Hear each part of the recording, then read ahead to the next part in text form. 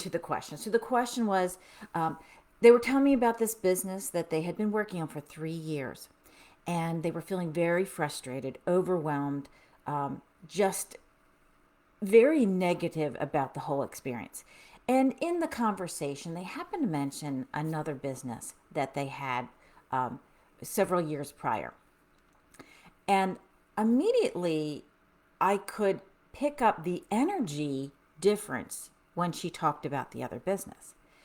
And I said, "Well, why did you close down or stop pursuing the other business?" And she told me some reasons, mostly because she didn't really have the marketing knowledge at the time.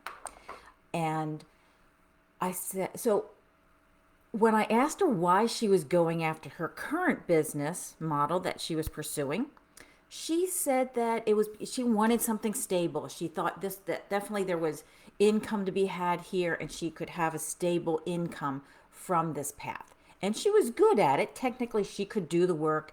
She was really good at it. But sometimes just because you are technically good at something doesn't necessarily mean it's the right business path for you. In business, every business, there's going to be ups and downs. That's the way entrepreneurship is. And you will come upon, things might be going well.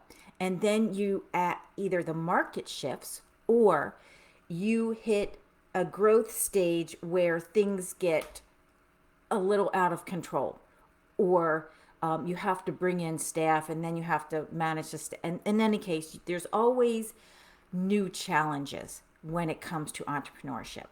Once you figure out one thing, something new comes along. It's almost like raising kids. They get older, they hit another stage, and you're like, oh, now I have to figure out this part of their development. So same thing with the business.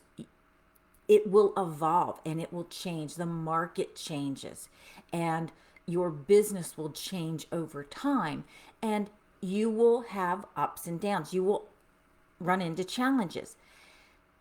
And what I was describing for her, I was saying, you have to pick a business that you are passionate about, that you have, it brings you so much energy and enthusiasm that when you hit those stumbling blocks, that you have the energy, the creativity, the drive, the passion, the focus to get through that hard time so that you can get to the next stage.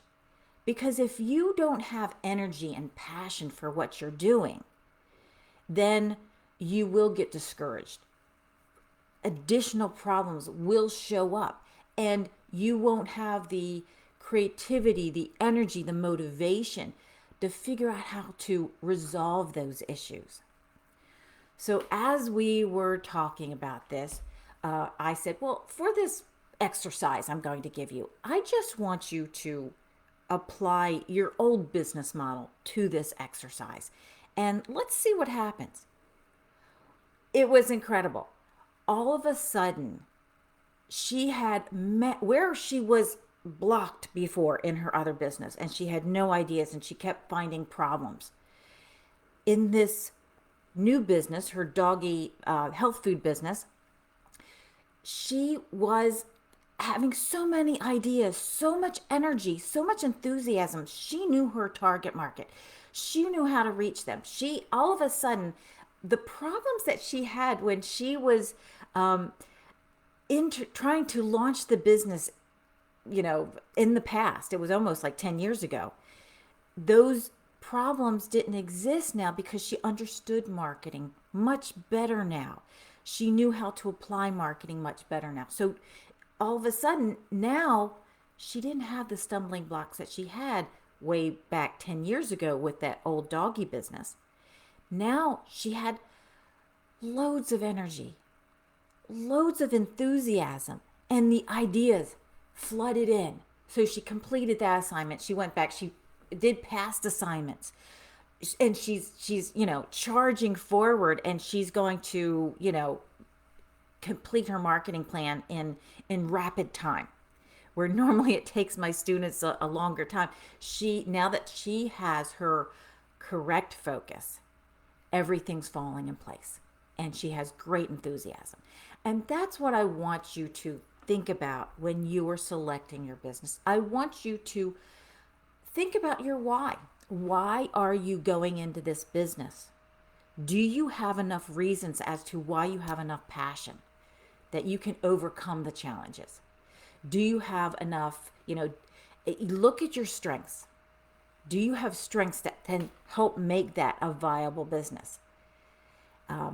So it's a combination of your passion, your strengths, and your passion is a strength, by the way. Also, look at your weaknesses. Those weaknesses might be things that you can outsource. They might be things, okay, well, maybe I need to learn that skill set to improve this business.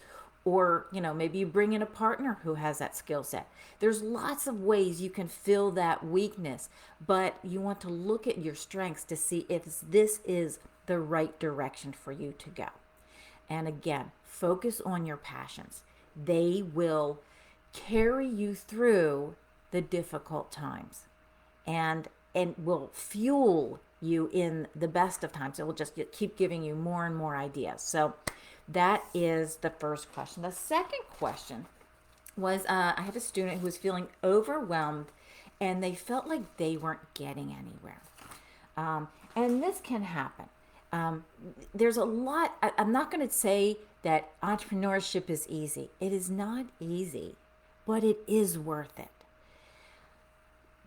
Oftentimes entrepreneurs, they have this vision and their head gets ahead of them. They're not looking at the next 3 steps they need to take. They're looking at all the things out there and they feel like, oh, I have to do this and this and this and this. So this is what I suggested to this person. I said, well, why don't you get an accountability partner? And this will either you get a coach or you get an accountability partner, whichever you can afford at the time. And you work with them and you both keep each other on track. I have a process that I follow. And a few months ago, I had encouraged accountability partners in the group, and I will post that video also this week so you can see that. I am going to encourage accountability partnerships again in the group. If you did not hook up with a partner back a few months ago, I encourage you to do so now. I'm going to reach out and encourage you to reach out to each other. And so I'll connect you in the group. If I know people, I'll connect you. But definitely reach out, because if I don't know that you're looking, I'm going to assume you already have one or you just decided that this isn't the right fit for you. Please listen to the accountability partner presentation. There are so many benefits to accountability partnership. Just as I go through the process a little bit, in accountability partnership, you will go over your 3 wins that you had this week and why they were significant to moving your business or improving your life. You will talk about where you messed up.